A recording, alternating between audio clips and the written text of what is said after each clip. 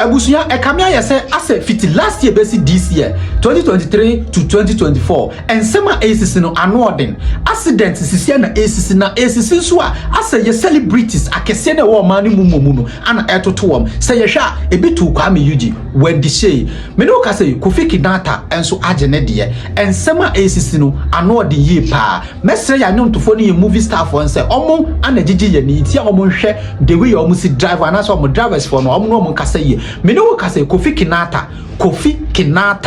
the almighty Kinata ono so wanya accident we esi ene day ya ene ye Sunday 22nd ana accident we esi wo Buzia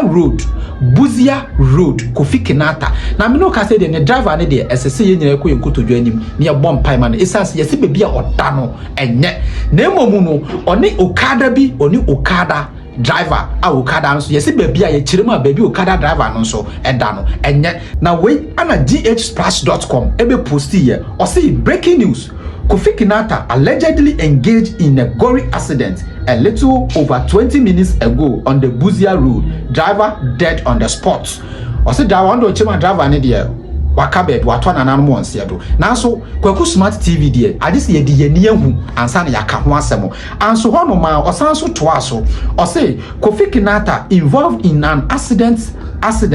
driver reported dead. News reaching our news desk shows that former high-grade family signing Martin Kofi Kinata, popular known as Kofi Kinata,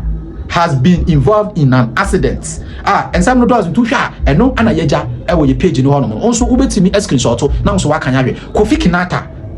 Kinata and the dian kasa e de Martin Kofi Kinata